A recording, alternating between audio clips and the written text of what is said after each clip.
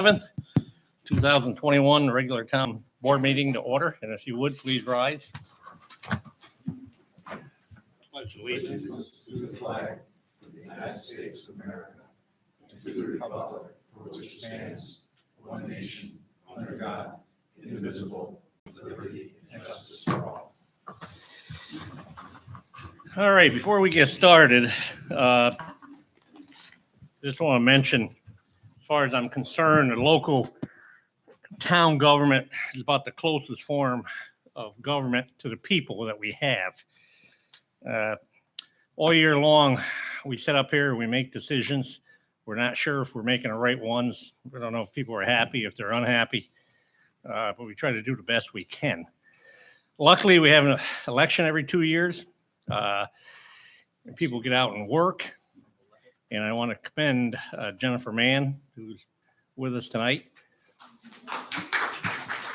and Paul Bueller, who took the time to get out and run, get their messages out. A lot of door-to-door, right, Jen?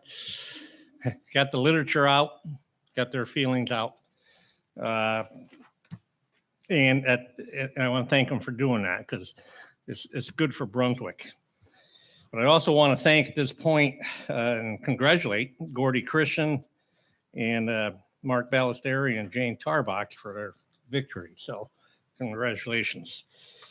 This is the first time in a very long time that the incumbents won every single district. Am I bragging?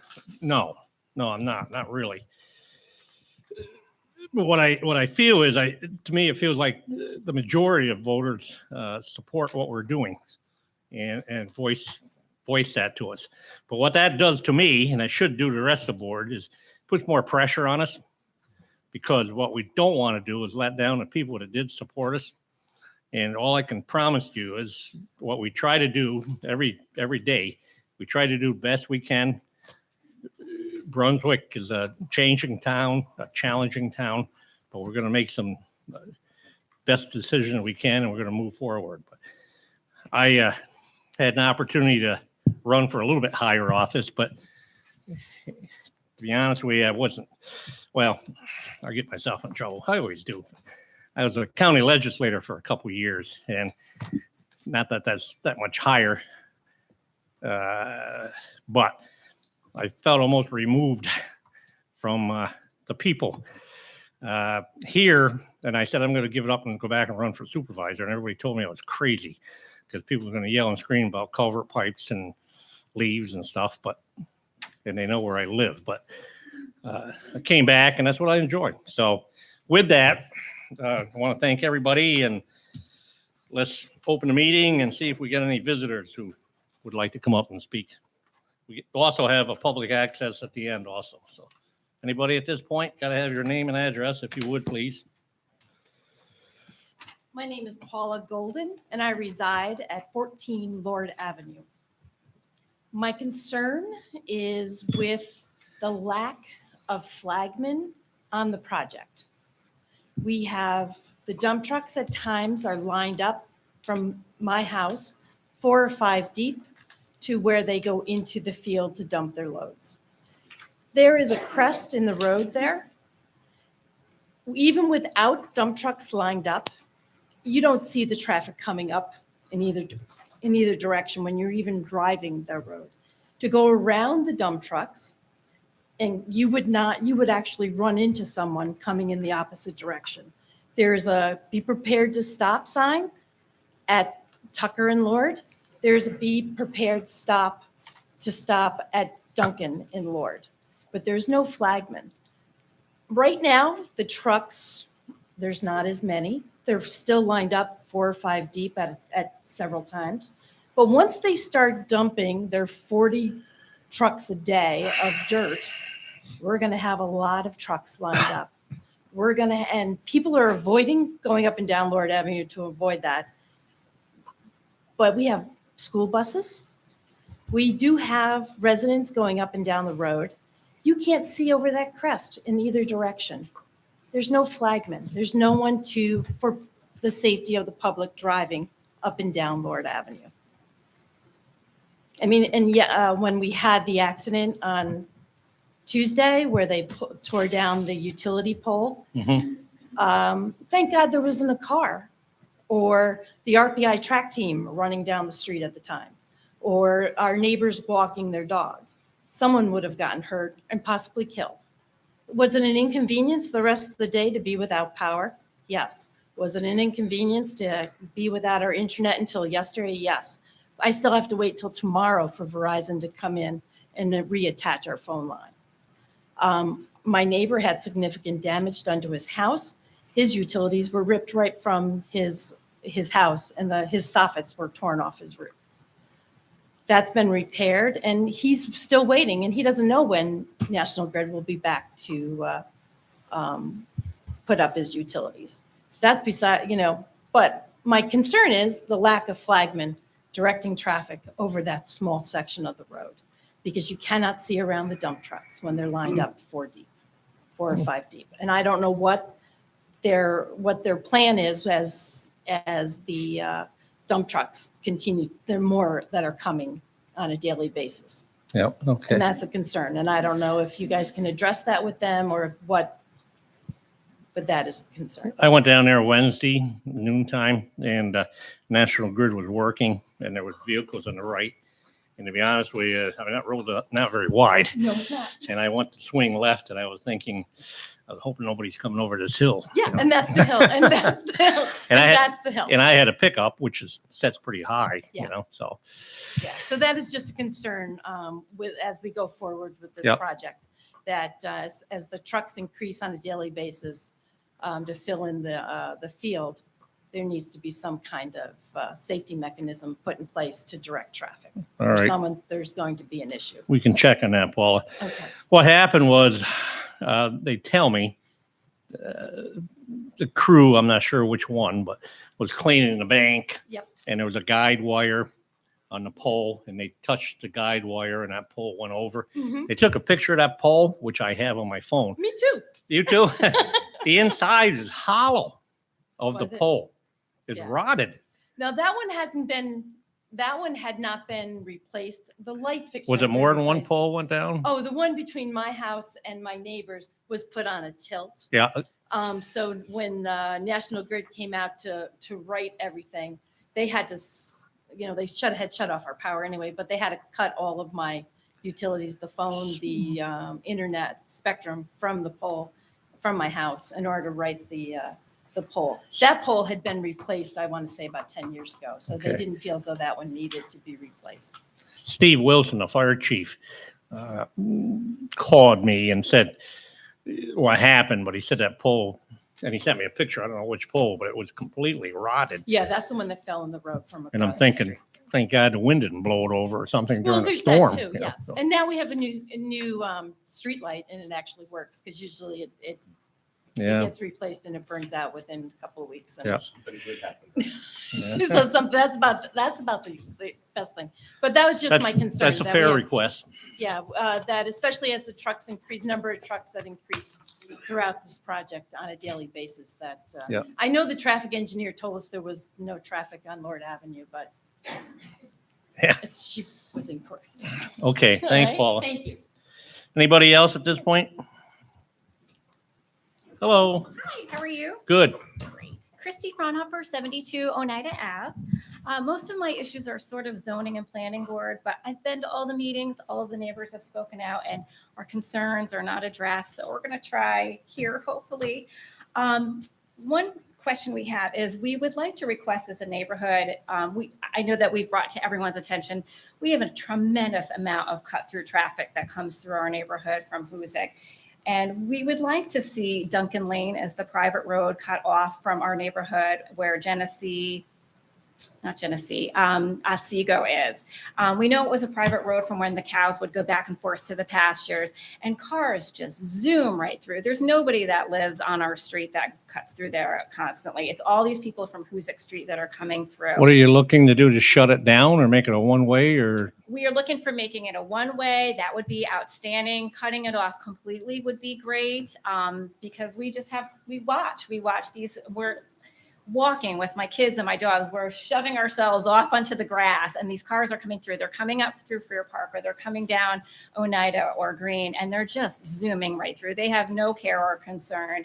It's a huge problem. I think we looked into, I mean, the planning board looked into all this stuff, but I don't want to put the attorneys on the spot, but in terms of just shunning off a town road, I think that's difficult, isn't Yeah, it? there's only certain circumstances you can do it. We looked at this way back at the beginning. I couldn't tell you as I sit here exactly what it was, but Yeah. there's only very few circumstances under which you can do that. So this would be a private road, and since It's a public road.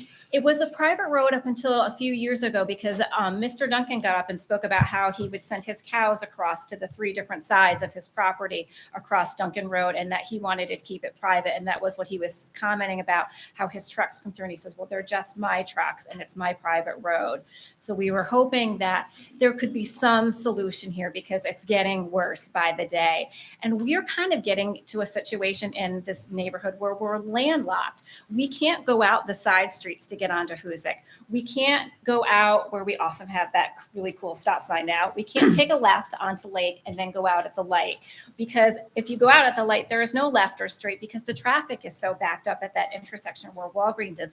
We can't get out sometimes. And it's not just Friday afternoons or Saturdays. It's Wednesday at 10 o'clock in the morning. It's really becoming a safety issue, because I'm sitting there watching an ambulance struggle to get by. And it's becoming more and more of a problem. And the Hannaford project is just going to exasperate it to the point where we're losing neighbors. We have an outstanding neighborhood. We love our neighbors. We're like family.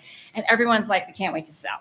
Can't wait to sell. We got to get out of here. We're waiting to put our house on the market. And at some point, it becomes a question of balance. Where are we serving our people?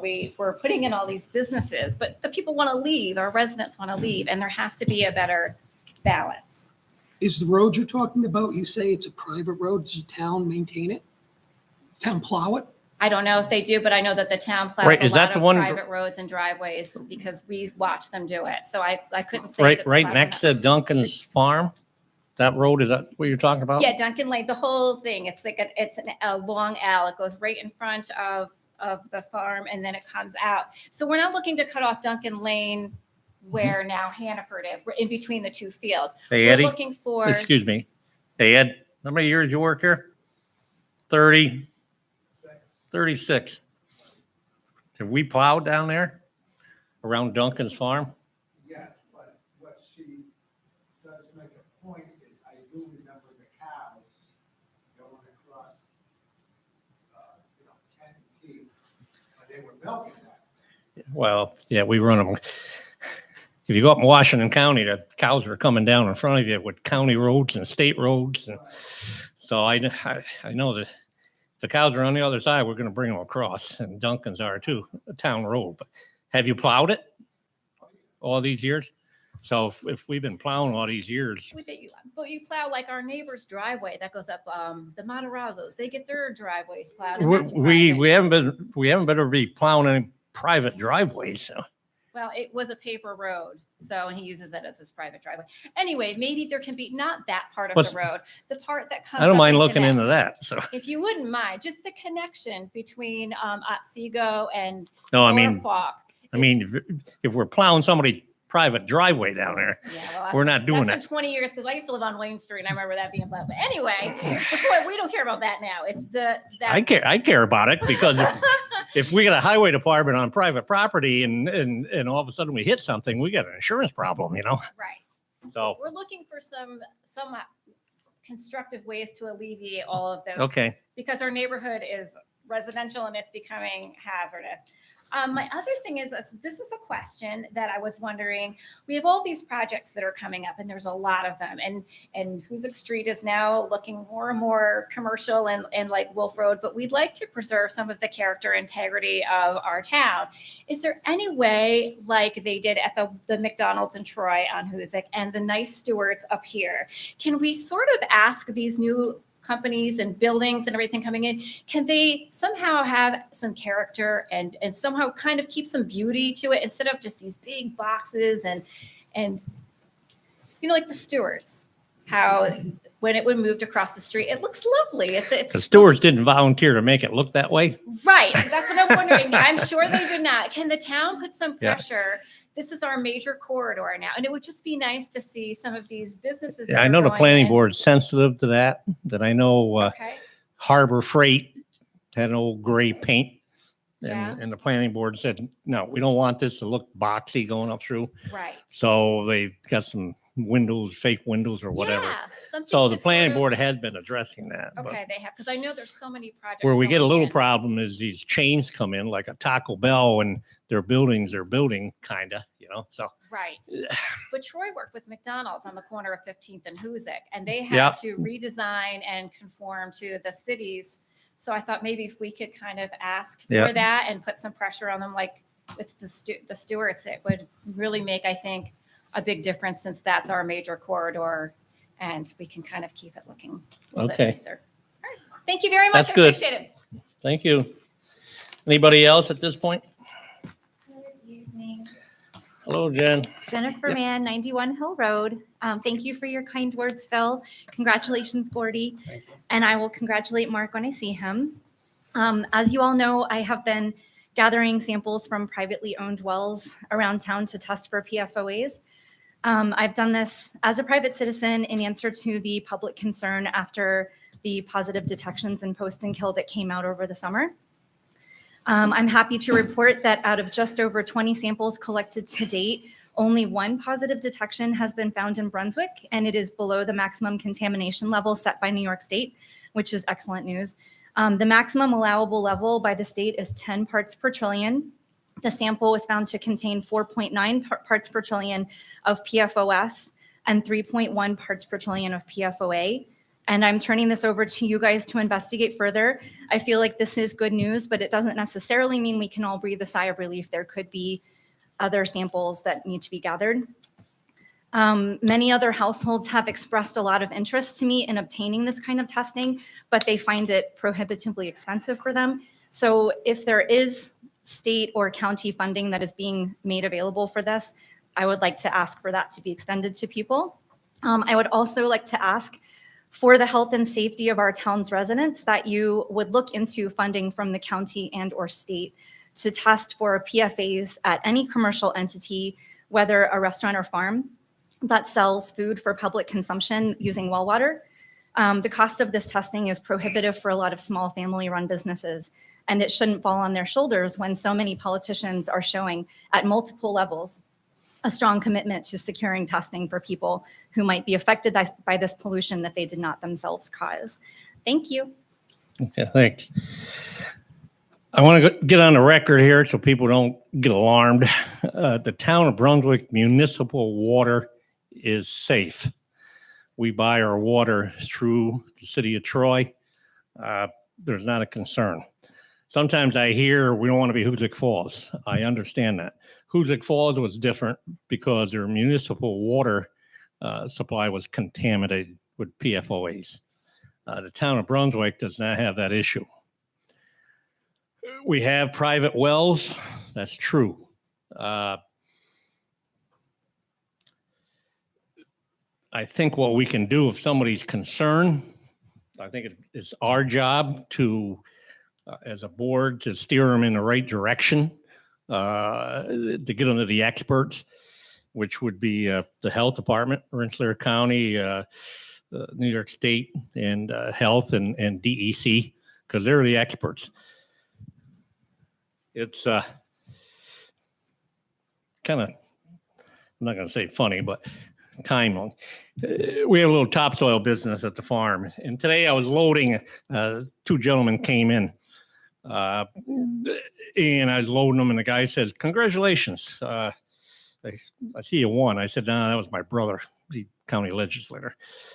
And I said, "I'm the town supervisor." He says, "Oh." He said, "I went to one town meeting." I said, "Where do you live?" Polsonkill. He says, "I'll never go back." I said, "What?" He says, "I'm a retired New York State Department of Health manager. Been there a long time." The guy with him, I don't know if he's a neighbor, who he was. He still works there. He said, "What I found was you got to be careful And I commend, Jen is trying hard. She tries hard with everything. But when it comes to PFOAs, we got to be a little careful. This gentleman said if you got individuals running around getting samples, he said it's like if you got a neighbor that thinks he's got kidney cancer, okay? So you go over and grab a urine sample from the guy, and you go in and they say, yeah, it's cancer. And then that individual, the neighbor, runs back and rings the doorbell and says to the person, you got cancer. Whoa. They don't know how to treat the cancer. They don't know how bad the cancer is. It's just alarm. Jen did check, 16 samples. To be honest with you, I asked her to do mine. We pay for it privately because I had kidney cancer 5 years ago and bladder cancer. I don't smoke. I don't drink. I got a well, so I didn't know what was going on.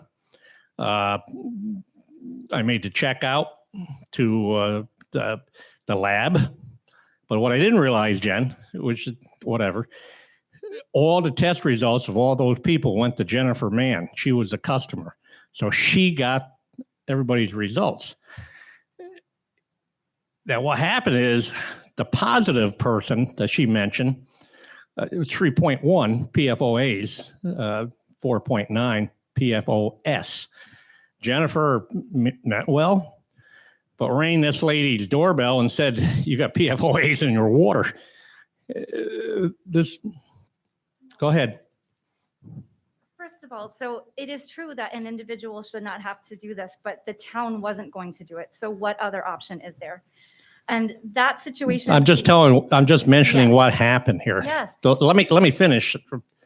That situation was worked out between me and Diane because she did give me permission to talk to her neighbors about her. I asked her explicitly, can I go to your kid? Do you want to go to your neighbors? And she said, I don't mind. I don't really want to do it. If you want to, that's fine. And I actually very explicitly said, can I talk to your neighbors? Can I tell them the level so that they will know they should get tested? And she said, absolutely, no problem. So I did that. And the reason all of the results came to me because I was the customer. I was the one going and. So you got, we all paid for our own, Yes. every person, but Right. you got the results first because They you're the came- customer, Well, which is no, okay. everybody told me a lot of people said they wanted to do it anonymously. But nobody signed any forms. No, and so that's the You thing. just did it. But that's Okay. another thing. So everybody who came to me, I didn't say, But I didn't push people to do what it. I'm trying to say, when you went to Diane's house, she was just alarmed because you said you got PFOAs, and you brought her some water, which is nice. But you also said, be careful cooking with your pasta or whatever, with this. And what I'm saying is, you're not the expert. No. I mean, you mean well, but Yeah. what I'm saying is, then I had what we didn't know, and I know now. This Diane's well is only 25 foot deep, is a hand dug well, and surrounded with rocks and everything else. So what I'm saying is, she just panicked. Which I would too, PFOAs. So I had Bill Bradley in my water department reach out to the health department to see if this is a concern. And they said that level for PFOA was like 3.1, 10 is what they were. Yeah. So he was saying that the health department said, I'm not concerned. But Bill could not get the results because they wouldn't release it to him without an okay. But that's because the town didn't do the testing. I did the testing. Yep. And that I talked to the owner of the lab today, and he told me, But I am not able to give the results. What bothered Diane, I'm just telling you, for the future, what bothered Diane is you gave a hard copy to the neighbor She did. before she saw a hard copy. And then the neighbor calls me and says, I got a hard copy. So I called Diane. She said, I haven't seen it. I paid for it.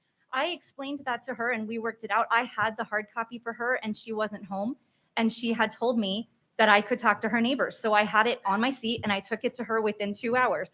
But that was between me and her. If the town wanted to be involved in the testing, you guys should have done the testing. But also, I didn't push anybody to do testing with me, and nobody, you, Diane, none of the other people here who did testing with me said to me that they wanted it to be done any different way. So I did what seemed reasonable to me. I took the samples in. I took on the burden of the work. It was a lot of work. And actually I've done well over 20 samples now because I've been continuing to do it. And then if the town wants to take it over, by all means, that would be great. It would save me the work. So, but I don't. All I'm wanna- saying is you need to be a little careful. Here's Diane's quote. Okay, she texts me. Diane happens to be my sister-in-law. And, I thought it'd be good. Diane said, I spoke to Jennifer. This is after this. The neighbor called me and said, I got a hard copy. And I said, where? She said, I don't have a hard copy. How did he get a hard copy? Said, I spoke to Jennifer. She figured because I said she could encourage people to get their well tested, that I did. I did tell her it's a good idea to, get people's wells tested. Jennifer thought that it was okay with her spreading the information around my neighborhood. I told her, stop. I told her my information is not public and that the numbers she gave me were way off because when you They went, weren't way off. well, when you rang the doorbell, you said it was 5.9. It was really 3.1, but No, it was 4.9. 4.9, well, whatever. But that is the practice. numbers weren't accurate. If you guys wanted to be involved in the testing, you should be involved in the testing. I don't. No, all I I'm don't saying is, appreciate that. all I'm saying is, I'm thinking if you don't work for the DEC, you don't work No, for the but health. you guys didn't do it, and people wanted to know. I wanted to know. You So wanted to if know. somebody, Many people in this room wanted to know if their well water was safe. And I did it to the best of my ability as a volunteer. I profited none at Yep. all. In fact, I spent an enormous amount of money. Anybody now who tell did- me this is true and then we'll move on. My wife is a very, very private person. Diane's sister, brought up very private. I wanted to get my well tested because I was worried about my wife. She said during the campaign, I don't want this to be a political thing. And I said, I think Jennifer's not going to use it for politics. I think she's sincere. And while she somebody sending literature around saying the Republican board won't check water. So my wife says, I don't want to do this if it's politics. So you came to my house, which I appreciate, took the sample, I wrote the check, and I said, Jen, I don't want my name mentioned. And you said we can keep it You didn't say that. anonymous. I said, do you want to do anonymous testing? And Yes. you said, I don't need it to be anonymous. You said that to me. But anyways, you did. Man, I can't believe I said that with my wife standing next to me. We were down in the basement. We were Anyway, down so getting what water. what happens? I said to my wife after you left, we're good. It's our information. There's no problem. 2 days later, Dan Casal calls me and says, is it true you got Jennifer checking your water? I said, Dan Casal? He's running for, I said, how did you know? Jennifer went over to my house with my wife and said, you should check your well. True? I talked to Dan and I asked him Yeah. if he wanted to do it. Because Phil Harrington has got his well checked. And Kathy goes, what happened to the privacy? You So- didn't say you wanted that, and I wanted him to. All be I'm able- saying is you got to be careful as a private citizen. I understand you want us to do it, but you got to be careful. I mean, handing out information when nobody's got the hard copies. I or nothing didn't. yet. First of all, the thing that I handed them did not have her name, and it did not tell anything that was private about her. It didn't even have her name on it. But she did tell me that I explicitly asked her, can I tell, is it okay if I let people know how positive your results were so that they'll know? And I also did not scare her. I told her it was below the maximum contamination level. I made it clear to her. And if You she said was- in California, it's like 0 or it's 0.7. That's true. 0.7. That is factually accurate. So of course, her being 4.9 is 0.7.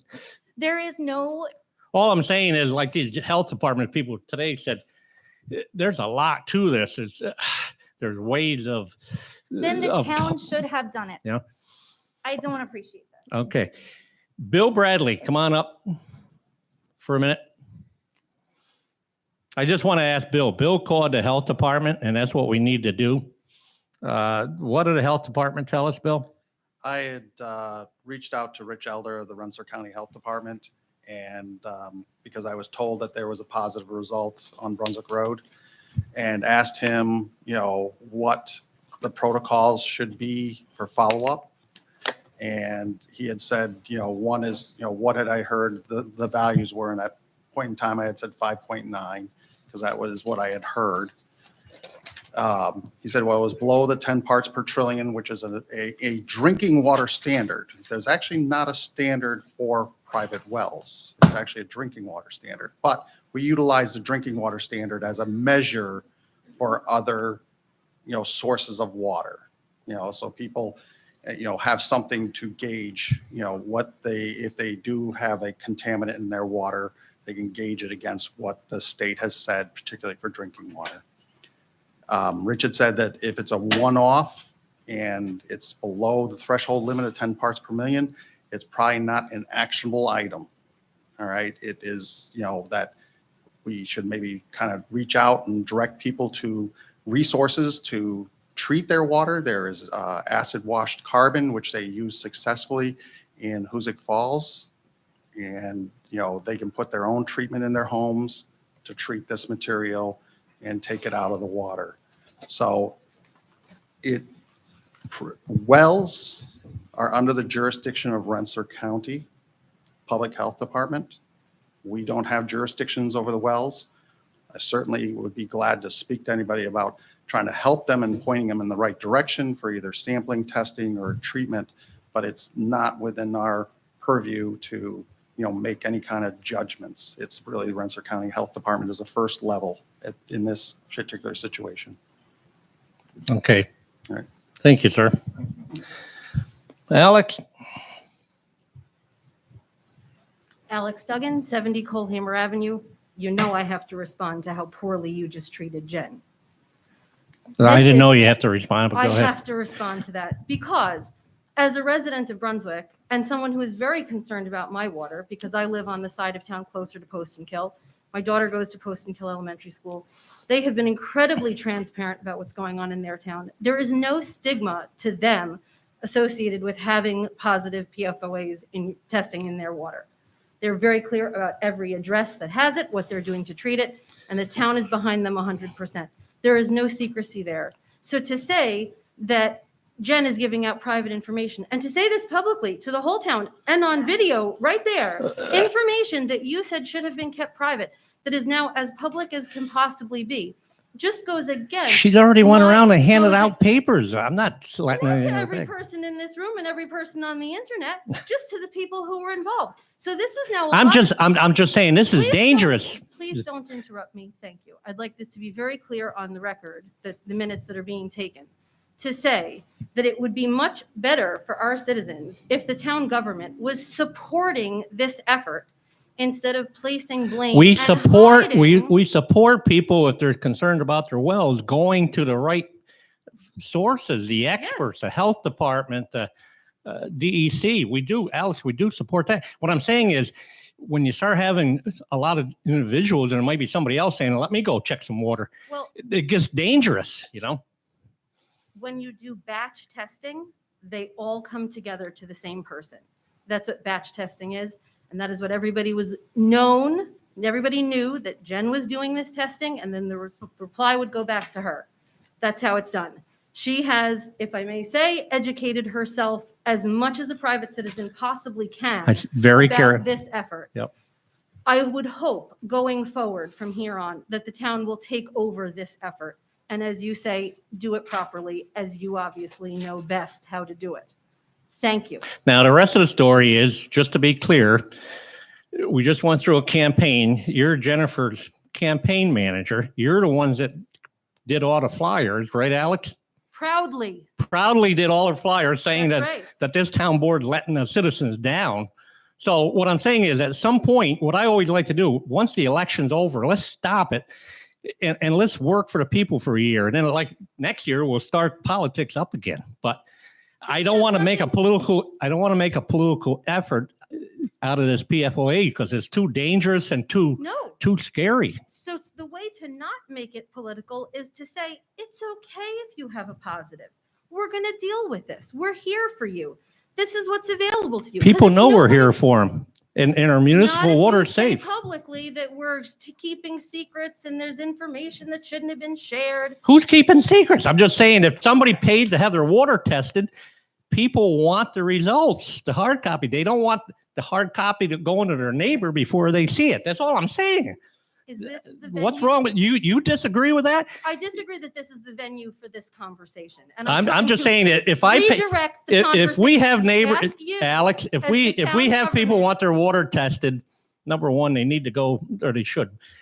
But if they make a check out to the lab, they'd expect the results to come back to them, not to somebody that's Not running if for it's office that batch- takes it and gives it to neighbors. Not if It it's just, batch tested. No, no. all right, Okay, we're Please- good. I please understand. Take this over. Okay, and please understand that there are different viewpoints in the town and you represent us all. Uh, Thank you. And I totally understand. I hope you do too, So many things. Jen. This was not a political issue for me. I did it because And I told my have- wife, and then when Danny Casal called, I said, I don't know what happened there. I don't know. Go ahead. Go ahead. I'm did- sorry. I did this because I tried to go to the proper channels. I spoke to you about it twice. I asked Bill Bradley about it. Nobody was interested in doing it in the town. I didn't know where else to go, and I wanted my well tested, and I knew a bunch of people who wanted it. If it were political, I wouldn't still be doing it. I lost badly. Congratulations. I went out last night and got a sample. I'm still doing it. I do it at significant expense to myself. If people can't afford a field blank, I pay for it and don't even tell them, because I want to make sure that if they get a positive result, it will be considered valid by the county. And the reason it was important for me that it would come back to me, I had some people tell me they wanted it to be anonymous. Many people said, I really don't want I know that I'll have to declare this if I sell my house, but I just don't want this to be on the public record right now. And some people said they didn't care. So I just made it easy, and I made codes for every person, and I didn't put an exact address. Also, if somebody changed their mind, it usually just said Tamarack Road, PHTOB. And nobody had to do this with me. Nobody said to me at the moment when I went to their house, I only want to do this if I'm going to get my hard copy myself. Like, I took the stuff in, I had it on ice. I've spent many, many hours crawling around in dirty basements, getting wet and completely covered in cobwebs and mouse poop. And then taking it the next morning, it takes me an hour round trip, and I do it every time. If I get a sample at night, I drive it in early the next morning. So I have to say, like, I did Diane's water as a favor to you, and I wish I hadn't, because now you're making this an issue that it's inappropriate. Didn't do it for a favor. I mean, we paid for it. Yes, right? but you asked me, you wrote to me and said, will you please test When her you were at my water?" house, I said, she's concerned and about it. But I guess I should have said, I took for granted when I pay for something that the results would come to me. I actually told you the results will come back in 2 weeks, and I texted you when I got the email results. I texted you the second I got them. And then I said to you, the hard copy will be coming in a week, and I will get it to you. And I did. Yeah. The hard copy came just last night, and I just gave it to you tonight. Okay. Anybody else at this point? If not, Kathy.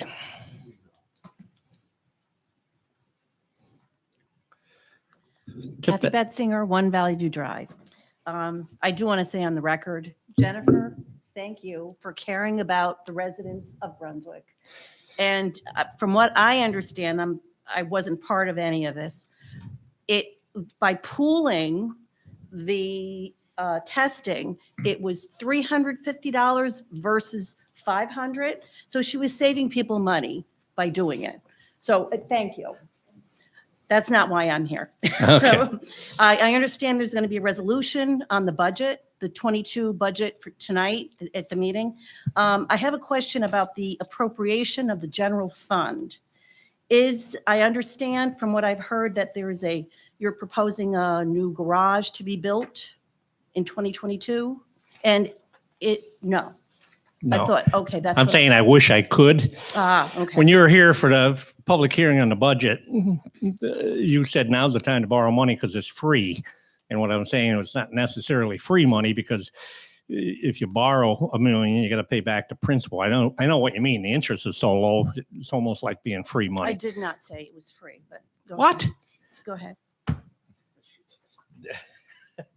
That's wrong, but Let's move on. go ahead. So it is not being budgeted or appropriated for the garage in 2020? Pat, there's nothing in there, right?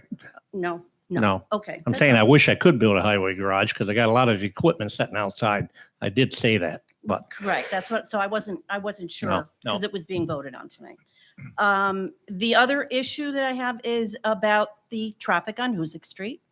As one of the other residents had talked about, that this is a big problem. I'm going to go back to and just put it on the record that the town adopted the comprehensive plan in 2013. The process began in fall of 2011. The purpose of the comprehensive plan is to gain input from the members of the community in order to guide the future development of town. It included town board members, business leaders, farmers, and longtime residents. Now, this comes from the comprehensive plan on page Roman numeral I. The comprehensive plan is a policy guide and provides an overall framework for the future public and private investment and decision-making in the community, and includes goals and recommendations that set forth clear steps that can be taken to implement the community's vision. This is also from page Roman numeral I. As it states on the comprehensive plan on page 3, quote, "The adoption of the plan is only the beginning. It will not produce the desired results unless the town implements the concepts through local policies, regulations, public investment, and the formation of partnerships with other agencies, authorities, and organizations. The town has an opportunity to enhance the quality of life for residents and strengthen the economic benefits for local businesses." Congestion on Route 7 and Hoosick Street was the #1 complaint by the residents and the business community, specifically mentioned more than 7 times in that comprehensive plan. And the pages are Roman numeral I, pages 11, 79, 82, 86, 87, and more. So it goes on. The traffic on Hoosick Street was the #1 complaint of the residents. That was 8 years ago. And since then, the traffic congestion has only gotten worse. It's long overdue, but we need to have a feasibility study at least done to determine the possibilities and suggestions from DOT. I, along with many other residents, are anxious for the town to at least begin public hearings about this. The city of Troy is also very anxious. They held a meeting, an informal meeting at Freer Park. Carmela Mantello and Sue Steele, both Troy City Council women, they expressed interest in having a joint coordinated effort with DOT, the town of Brunswick officials, and themselves to address the traffic. So I'm asking that you agree to hold meetings, public meetings, to address the traffic and to attain from DOT a feasibility study. That's my request. Thank you for your time. All right, thank you. We have met with DOT as a board, or myself and engineers and everybody else that's gone and met with DOT over the years to no avail. I understand and I agree, Kathy, we need to encourage them to have a meeting and get the public. There's some grants out there. There's a grant I was just contacted about studying Route 7 corridor. I've asked Wayne Bonesteel to apply for it through his firm to see if we can study. We know there's a problem. It's a state road. It's a challenge. We know that. When we did the comprehensive plan, it's a town-wide public hearing. We had a lot. People said we need commercial area. We need a commercial. We need to bring tax dollars in. And they talked about where the water and sewer. So Route 7 was what came up with Route 7 corridor being our commercial. Now, if some people said, well, take the pressure off of Route 7, put it over on Route 2, make Route 2 a commercial area. Go talk to the people over there. I've tried hard to keep Route 2 looking the way it is. There was talk about a connector road from the behind Walmart across, hooked it into Route 2. There was talk about putting apartments over there. This board has tried very, very hard to keep that road the way it is with smaller homes and so on and so forth, and keep the commercial off the lower part of that. But I understand It is a challenge here, but we do need a commercial base someplace because the darn price of blacktop, everybody wants their roads paved. People want the leaves picked up. They want the brush done. They certainly want the snow plowed. One of my workers, I won't even say that, but our highway guys, there's a demand for truck drivers. So we have to pay them well. So I've got to bring money in. And, 22 out of 28 years that I've been here on the board, I have not, and the board has not raised taxes. That means a lot. I just talked to a gentleman, went through a wake the other night, and the guy said, thank you for holding the line on taxes. I live in North 40. I've been studying my taxes. The town of Brunswick taxes just kind of almost stay the same. The school taxes are killing me, so on and so forth. So that is a commercial area. I know, it's a challenge, but that's our commercial area, and we do need to continue to see if the state will help us with Route 7. So anybody else at this point? How far along is Wayne? Do we know? in the I think he process? just applied. I don't know how far along he is, to be honest with you. So, Jen? Why did you do water testing with me? You have a very competent water superintendent in Bill Bradley. You know all the Republicans at the county level. Why did I do what? Why did you do water testing with me? Because you said to me, would you want your water tested? And to be honest with you, I was worried about my wife a little bit because I had the kidney cancer. And I said, well, you said I'm picking up 20 samples. And I'm saying, I thought you were just taking the samples, probably knew how. And I do know I how. thought, wait a minute, I thought you were picking them up and taking them to the lab, which you said you were. So I was worried about my wife and I said, go ahead. But you talked to Kathy, I didn't sign any releases or anything. I didn't know that everything was going to go to you first. You know what I'm saying? You didn't ask. No, I didn't think ask. Most people did it with me because they didn't know where else to go, and they found it easy because I did all the work and I did all the research. I was involved in the Post and Kill steering committee, still am. And your sister-in-law, if she didn't want this all spread all over town, you've just spread it all over town and put it all over the live stream. That was on you. I didn't bring it up. I didn't spread her results around. I talked to the neighbors. She told me I could. You gave the neighbor a hard copy before she I saw it. asked her if I could. She just said, stop, okay? I Just- asked her. We're she beating a and dead I- horse She here. and I talked, and we were good. I asked her for her permission. She gave it, and she and I talked, and we were good because she is a very kind woman. I didn't spread her results around all over. I talked to the exact neighbors I said I would. It didn't have her name on it, and I didn't spread her information. I had a neighbor call me and said, is it true your sister-in-law has got PFOA? I said, what? So I called and I said, Diana, have you got PFOA? And she said, Jennifer just rang the doorbell and said I had PFOA, but that was like 10 minutes ago. Now my neighbor knows? And I'm going, I just don't want to blow this into a That's not panic. right. That's not true. That is true. It can't have been 10 minutes because it wasn't 10 That's minutes. all right. I don't know, 30 minutes. I'm sorry.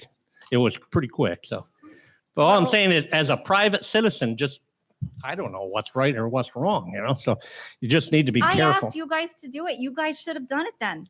If you Us don't, guys. I told you I was going to do it. I made it clear. Nobody tried Okay. to stop me. Thank you. Anybody else at this point? If not, let's get into some business, right? Minutes of previous meeting, October 14th, regular meeting. You guys read them? Yep, make a motion to approve. All in favor? Aye. Town clerk report, Mr. Lewis? Okay. For the month of November, we brought in $7,422.82. Rounded out, we had $5,386 in recycling sales, $1,050 rental fees for 7 community center reservations, $364 in dog licenses. We have 8 new residents along those lines. $622 in miscellaneous fees. That's vital statistics. Let's see, bell jar for the Elks. And we had $157 out of a $2,856 in sales for DEC for the hunting licenses. And they continue, and they'll continue going until the main season opens up around Thanksgiving, I guess. So that'll keep going. That's it. Intended motion to approve bills report? I'll make it. Have a second? Yep. All in favor? Highway, Mr. O'Donnell. I'm calling you Doug Eddy here. I got to take a deep breath here. So regroup. The highway report for October. We patched roads 5 days, hauled brush to the landfill 2 days, hauled cardboard 2 days, picked up brush along the road 4 days, mowed sides of the road 6 days, picked up bags 5 days, mowed the ballparks 3 days, ditched roads, replaced pipes 3 days, hauled leaves to the landfill 1 day, shared services with Rensselaer County, paved Sweet Milk Creek Road 2 days, installed leaf boxes 2 days, and Foxfield Roads 2 days. That's it. Thank you, sir. Motion approved the highway report. I'll make it. I'll second it. All in favor? Aye. Bill, Water Department.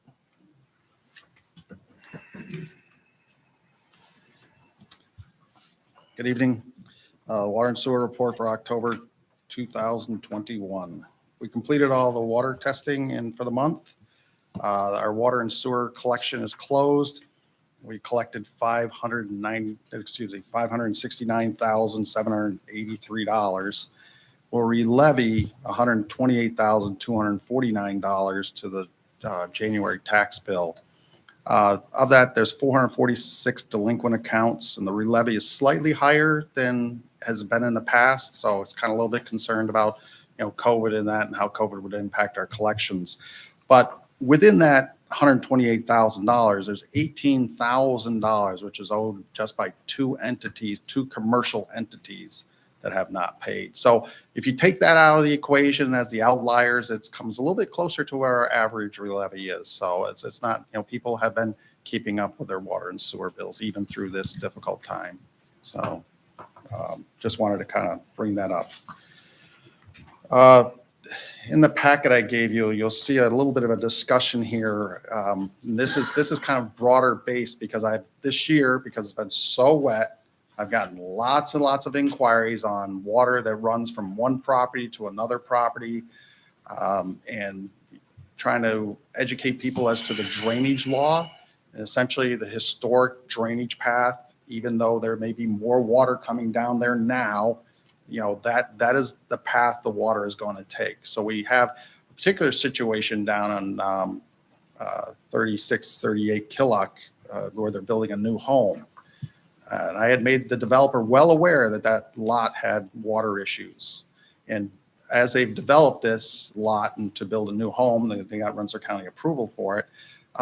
There's been consistent runoff that comes from 38 Killock onto 36 Killock and then crosses over to a lot owned by the folks at 36 Killock Ave.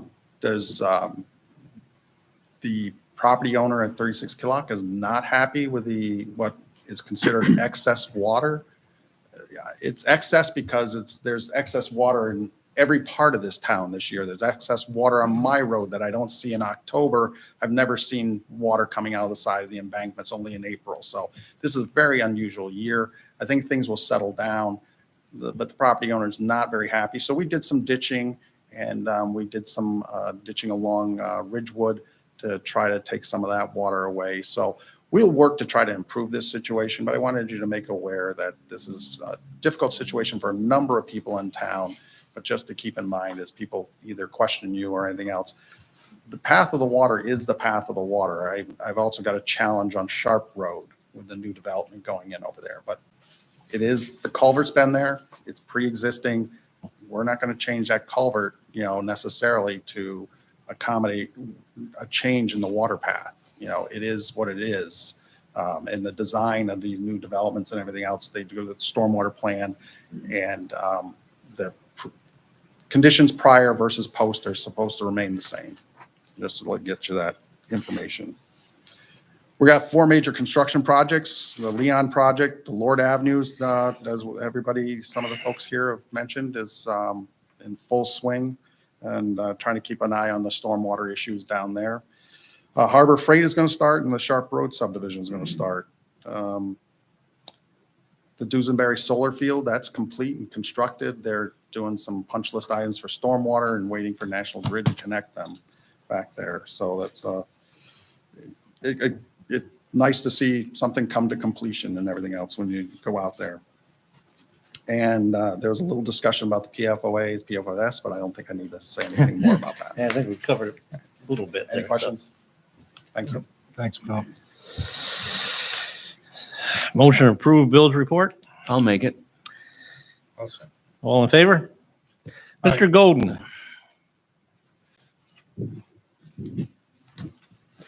Today is Veterans Day and the town doesn't work, and I do appreciate the department heads being here tonight. So, Chuck, thank you.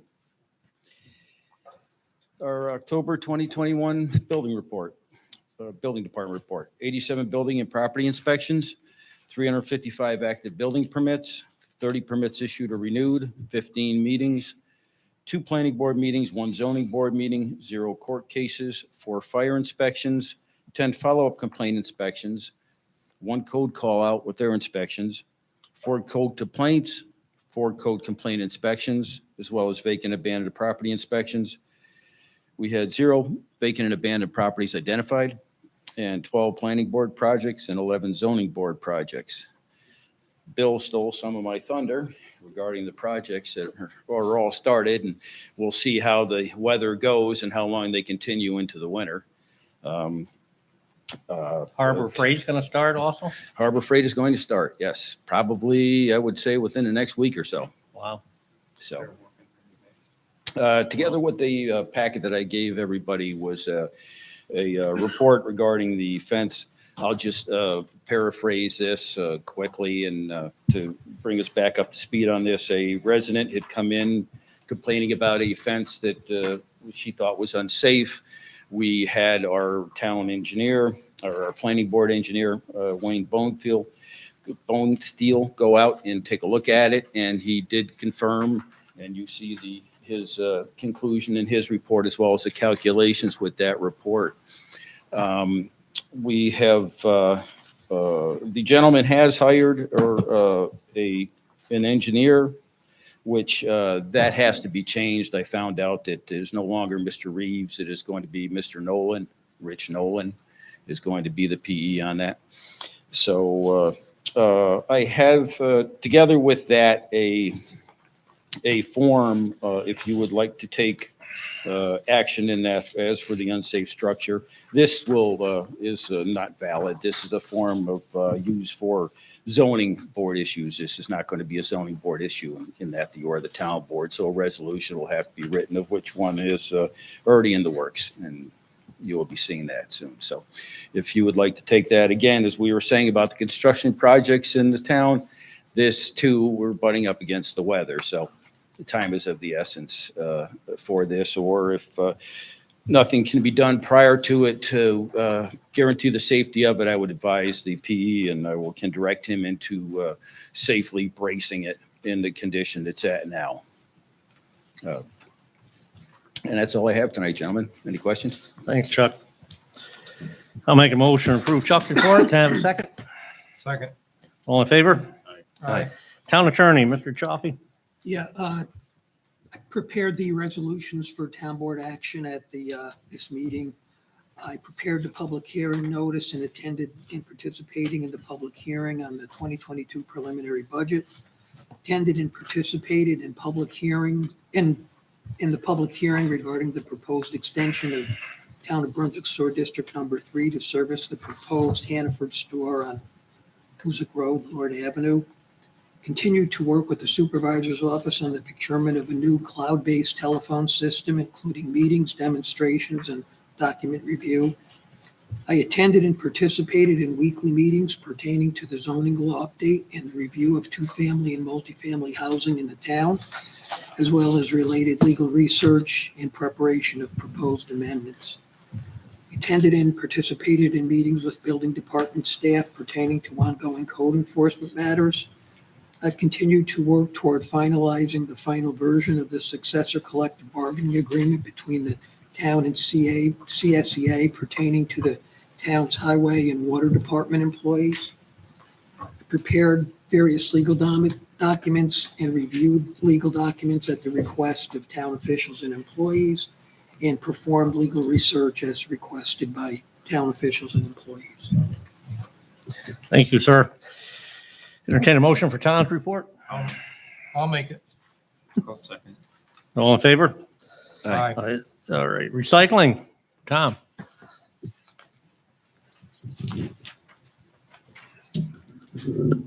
Good evening. The recycling report for October, blue bags purchased at the center, we had 563 at $3 for $1,689. Blue bags purchased from vendors, 400 for 1,020. Purple bags purchased at the center, 178 at $2 for 356. Mixed newspapers and chipboards, we had 5.87 tons at $35 a ton for $205. Commingled glass, plastic, and tin, 6.11 tons at no charge. Our bale corrugated was 3.21 tons at $130 a ton for $418. Metal, light iron, and tin, 3.52 tons at 153 and 163 a gross ton for $504. Our miscellaneous large and small appliances, we had 10. We had 16 TVs, 13 tires, 7 ACs, 2 propane tanks, and 2 dehumidifiers for $472. And that gave us proceeds of $4,665. Less general expenses, refuse landfill, 16.67 tons at $69.75 a ton for $1,562. Refrigerant reclamation, 50 units for $128. Our electronics recycled, we did 2.24 tons with a CRT handling fee of 35 cents a pound on 1,690 pounds for $591. And that gave us expenses of $2,282. We recycle and landfill for the month of October, 38.47 tons. Tom, the gentleman mentioned tonight about stopping at Stewart's and picked up a green bag with somebody else's name. Yeah, as soon as the meeting's over, I'm on my way over. I don't know what that's about. No, you haven't left any bags at the Tamarack Stewart's in a while, huh? Recycle? It's been I'm trying to think of the last 3 weeks. Yeah, that's strange. Yeah, they go hand in hand. I mean, There's a new manager up there is what I'm trying to say. I hope he knows what. out at the town- school, what- at the school. Up the Tamarack Road. Tamarack Right. Road, sir. Right. I'm just hoping he knows what town he's living in or working in. Yeah, no, I think he's, I've met him once. Yep. I But, might meet him again tonight, so. Gotta make Right. sure we're getting our $3, you know, so. Right, Thanks, Tom. you bet. I'll make a motion to approve Tom's report. I'll make it. All in favor? Aye. Anybody from the library with us tonight? Nope. No. Sarah, didn't see you there. Sorry. So for the month of October, our building was used 2,253 times. That includes our daily visitors, our Wi-Fi usage, reference questions, and study room usage. For checkout statistics, we checked out 5,196 items to residents. We did have some special programs. We got a Poets and Writers Workshop grant, so we had a writing workshop held. We also hosted our first haunted trail. We used to be the only ones in the area who did trunk or treats, and now everyone does it. So we were trying to do something a little different. And we got great feedback. We had at least 800 people attend, but we ran out of bags, which was kind of how we counted attendance. So it very well might have been more. And the feedback we got was really good.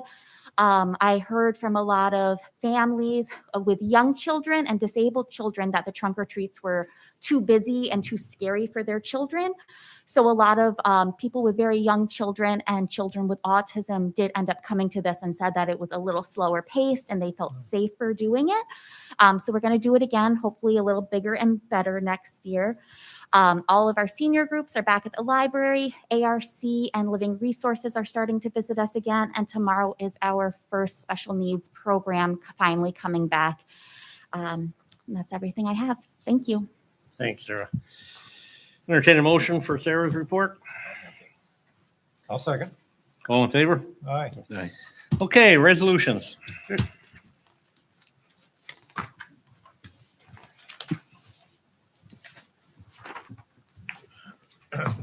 All right, first one, resolution number 63, 2021. Resolution directing relevy of unpaid vacant building registration fees. This one pretty well explained with these titles. So I'll make it. Okay. Gordy made it. And second, I'll second.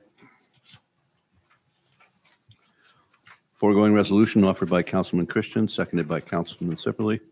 Roll call vote, Councilman Sipperly, Aye. Councilman Christian, Aye. Councilman Sullivan, Aye. Councilman Balistrary absent, Supervisor Harrington. Aye. Foregoing resolution is adopted. Resolution 64, 2021. Resolution finally adopting 2022 preliminary budget as 2022 annual budget of the town of Brunswick. I'll make it. Second. Foregoing resolution offered by Councilman Christian, seconded by Councilman Sullivan. Roll call vote, Councilman Sipperly, Aye. Councilman Christian, Aye. Councilman Sullivan, Aye. Councilman Balistrary absent, Supervisor Harrington. Aye. Foregoing resolution is adopted. Resolution 65, 2021. Resolution and order establishing extension of Town of Brunswick Sewer District Number 3. I'll offer it. I'll second.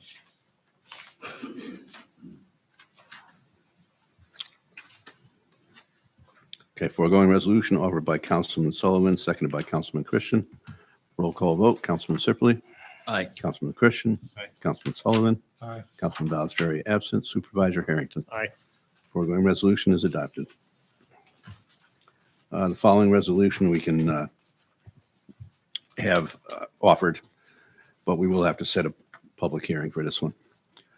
Resolution 66 of 2021, resolution establishing seeker lead agency and scheduling a public hearing on the petition for rezoning by CVE North America Incorporated in connection with the proposed commercial solar collector system. Okay, on the 9th at 6:30? Well, Is there, we should probably talk about, We need there's to a do number of before. things. We got a lot going on. There's going to be two fire protection Budgets. districts. Okay. Our their Budgets. contracts are up for renewal at the end of the year, so we've got to do those in December. So it's up to the gentleman on the town board, of course. So we have that, we have those two, and then we have, this would be another one. I don't know. Do you think we need a special meeting for the public hearings, or do you think we can do them? I mean, the fire ones usually, They're candidly, nobody comes. usually quick, right? Yeah, I they're usually agree. quick. So we could do those in 15 minutes each, probably. Which we plan on. Which we plan on. So I was thinking we do one at 5:30, one at 5:45, and then We have another thing coming up. then you have 6 to 7. But we also have a local law, an introductory local law. Right. So there's. Andy, do you have any idea how long this one will take? Yeah. This one with the CVE? No, I don't know the, It's on. is it on? I don't know the extent of potential public comment. Okay. Jerry. It's easiest for the town board. We're fine. The applicant's attorney is here. If the board's inclined to have this public hearing on the proposed rezoning at your regular January meeting, that'd be acceptable to the applicant if it's more convenient for the board. No problem? And the sooner the better, if you can accommodate in December, but look, Andy, what's this about? I mean, just Right, explain. just to refresh the board's memory, this is the proposed commercial community solar project at the end of Bel Air Lane.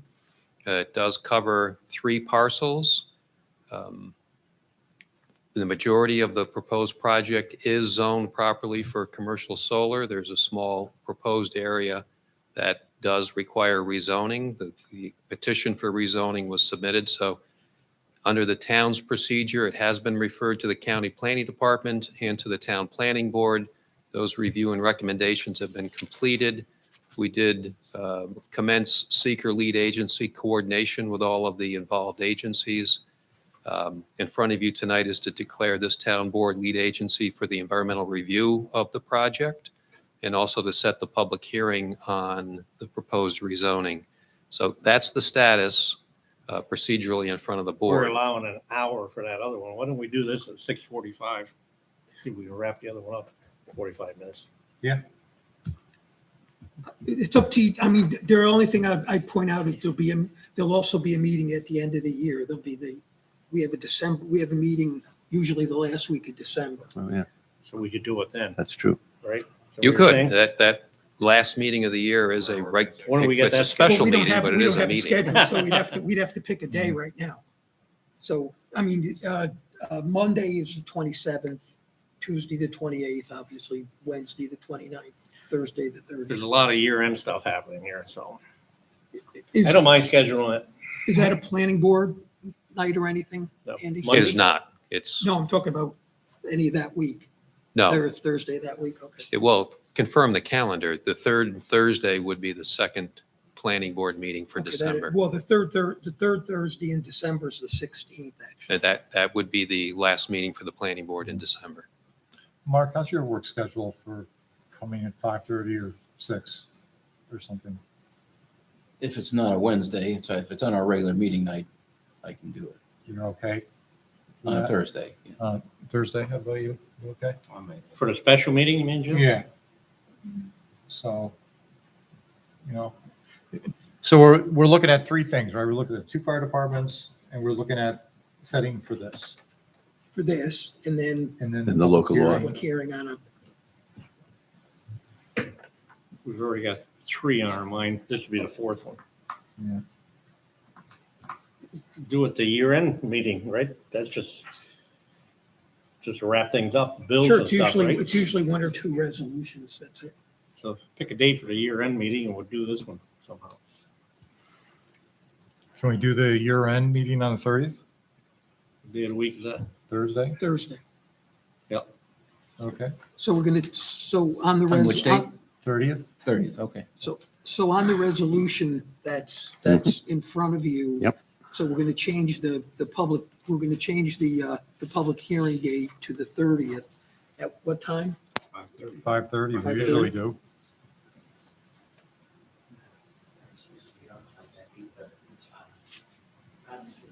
Okay. Does that work?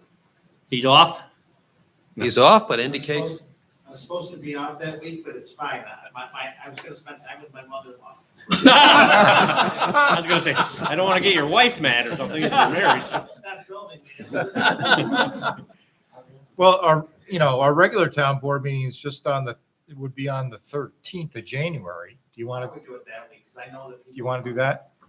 I hesitate because the engineer will be here for questions and things like that, and a lot of people take that week off between Okay. Christmas and I don't want to commit them without being here.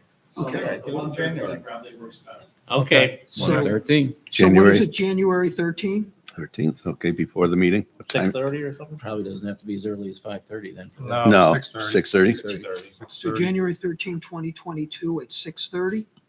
Yep. So now you can go see your mother-in-law. You got all that, Bill? Yep, so for the record, that the public hearing for this will be on January 13th of 2022, commencing at 6:30. Yep. Okay, that being said, may I have this resolution offered? I'll offer it. Second? Yeah. Okay. Foregoing resolution is offered by Councilman Sullivan, seconded by Councilman Christian. Roll call vote, Councilman Sipperly, Aye. Councilman Christian, Aye. Councilman Sullivan, Aye. Councilman Balestra absent, Supervisor Harrington. Aye. Foregoing resolution is adopted. All right, so we got the 30th of December for the special meeting set. Right. And so we're gonna do the fire budgets on the December December regular 9th, meeting. December 9th. So 6:30 you got to and 4 to pick 7. 6:30 and a quarter. Well, what about the public hearing on the local law? That I thought we were going to do at 6. We're talking 5:30. Let's do one fire company at 5:30, another one 5:45. You got to tell me which one because I have to put it in the notice. So Okay. 5:30 for Brunswick one, Brunswick 1. they're asking like a 020, so shouldn't be a big And company. 5:45 For Mountain View. For Mountain View. And And then your 6. other one at And that's on which date? 9. That's on Okay, regular meeting on the regular 9th. meeting. yeah. Okay, okay. And then 6 o'clock for the new law public hearing. For the one that we have to introduce tonight. Yep. 6 o'clock. Right. Somebody's got to Get this introduce. on the website or whatever it takes so people know. So. So, well, if we have the dates set, are we ready to talk about that, introducing this? Yep. Okay. Did you want to do that, Mark? Or are you going to do that? Sure. So because the state has passed the Marijuana Regulation and Taxation Act, MRTA, the towns and any municipality has until the end of this month to take some, a little, or no action. So we have some options to do nothing, in which case, you correct me if I'm wrong, if we do nothing, then we are considered opted in for everything that's become legal in the act and in forever with no chance to opt out. There are two levels or two areas that are also to be considered, one being the retail sale or dispensary. You can opt in or out of that. And then the other item to be considered is on-premise consumption, which is not on your private premise. This is commercial smoking lounges, if you will. You can opt in or out of either of those two things. My position and the intent, we'd like to, and we need to introduce a local law. If we choose to opt out, we have to have a public hearing, give everybody a chance to view their, vent their opinions. So the local law that I'd like to introduce tonight would have us opting out of the on-site consumption. So we would be in on dispensary, out on on-site consumption. That's correct. And that's going to be local law number 3 for the year 2021. Could you read the title, Mark? The title being a local law to opt out of allowing on-site consumption sites as authorized under cannabis law, Article 4. And you're offering that local law? I am offering that local law.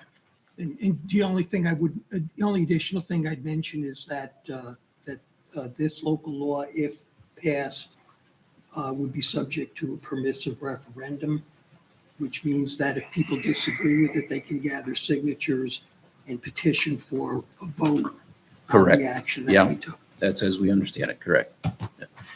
And I might also add that opting out of this part of it leaves potentially the door open down the road. You can opt in Back in, right? to something you've opted out of, but you can't opt out of something that you've opted in on.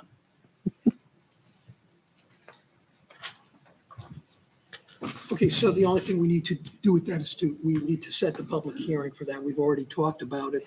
Public hearing is going to be on the 9th. Yep. at 6 Right, at o'clock. 6 o'clock. Everyone agree on that? The 9th at 6 o'clock will be a public hearing for the opt-out portion. That will be published and posted, and it'll be on the website also for everybody's perusal.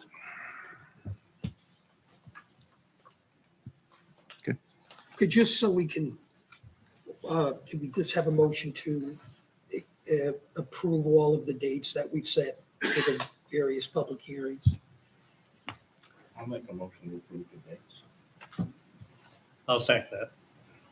Do you want to rattle off the dates, or are you okay? No, we're good. They're all on the record. They didn't vote, did you? All in favor? Aye. Aye. Just make sure we get these things on the website, right, Jim? So we know what's going on.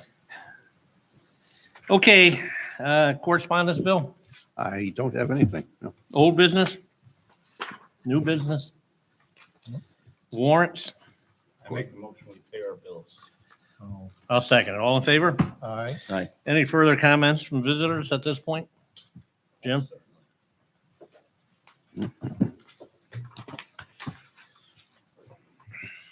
Yeah, Jim Tatchik, 387 Brunswick Road. I just want to get an idea of who's responsible for the drainage of the state highway when it goes on, when it crosses town roads. Like Gordy's very familiar with, I mean, when we're talking about with Shine Road at the bottom. Is that our responsibility, I don't know, down at the bottom of Shine Road, the four-wheelers, it's right at the, where the power lines I cross. saw it yesterday. 4 liters, knock this stuff down. The You dirt. guys take the front end loaders down there every couple of weeks, it seems like. But the drain is pretty well buried now. I don't think you're gonna be able to get to it before the weather changes. Should be our drainage along that road. I mean, that But comes it's down. funny because it actually crosses underneath Shine Road, totally out of the right of way of the highway, I think. We'll get that cleaned out. It's got to be a culvert Before the winter? pipe. We'll jet that out. Yeah, that's, Okay, hopefully we'll be done with that, we're gonna, I told you what we're gonna do. I know, yeah. You know, No, I discussed that. Just wants it on record. So. But we're gonna go down there and we're gonna clean that mess up and we're gonna put Jersey barriers in there. We're gonna open up that drain so it doesn't drain on the road. Mhm. Now, granted, that's a right of way for National Grid, but I've been after them for quite some time to come and do that, I know which you they have not. However, it's cost the town a lot of money to go down there and keep pushing that back and stuff. We're gonna put the Jersey barriers in there to hold that dirt back. When National Grid comes and says they don't like it, then we'll move it out and they can fix it permanently. But in the meantime, I don't want the ice and stuff on that road again this winter. We're tired of this. You're aware of that. And so hopefully, when you get that drainage dug out, it's all marked out. We had the gas Yeah. company there to mark it so we know where to dig, so we know where to get in there and open up those drains, put the barriers in, move the dirt back on the backside of the barrier, the four-wheelers, unless they can jump barriers, hopefully that'll curtail some of that problem. Mhm. Now, like I said, we're taking this upon ourselves.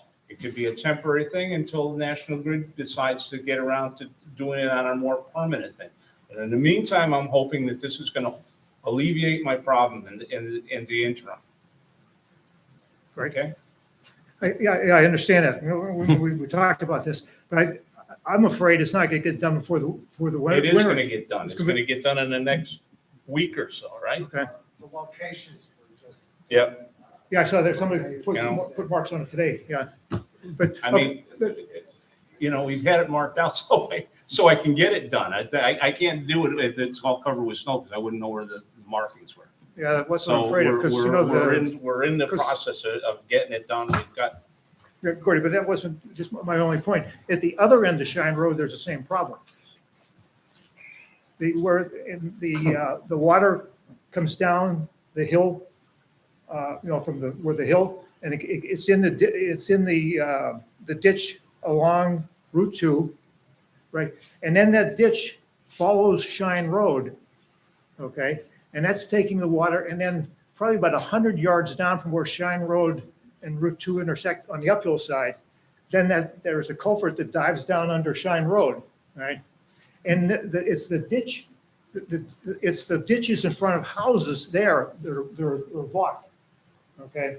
And then as a result of that, the people across the street from my house, that he's got a lake in his yard now because of that. And that water's not coming out. do you know anything about that, Ed?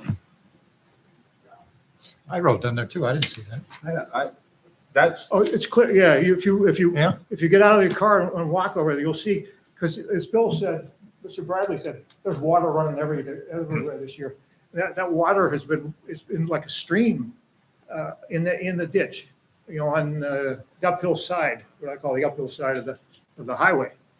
And it's running. And then when we had when we had that, the wet weather for a couple of days, maybe several weeks ago, he had a pond that was easily from here to the corner of the room here in his front yard. And he normally doesn't do that because I know that's not normally true, because he can ride his riding lawnmower down through there, but he can't ride his mower down. He just rutted it out. He almost got stuck in the mud there.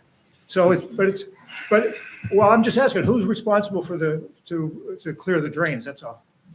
we are Okay. on Shrine Road. That's our road. So Okay. if it's a drain on Shrine, and I'll take a look at it tomorrow because All I'm right. not quite sure 100% where that, been around a long time and I don't remember that one. But Yeah, it's I'll find it. yeah, all right. Okay, good. Thank you. Anybody else at this point? I'll make a motion to adjourn. No, before we do that, Oh, we got more to go, huh? now, don't panic, people. No, I want to adjourn the meeting tonight. As we all know, tonight's Veterans Day. I'd like to adjourn the meeting in honor of our veterans and their families who sacrifice so we can live in freedom. We try to show our appreciation to our veterans with a beautiful, as you know, Veteran Park in Eagle Mills.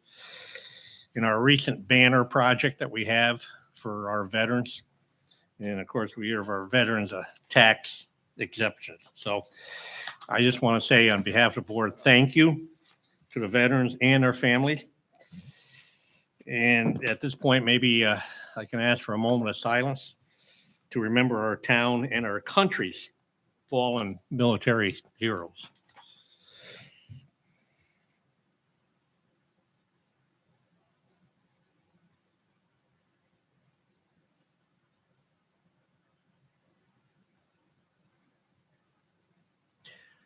And I thank you.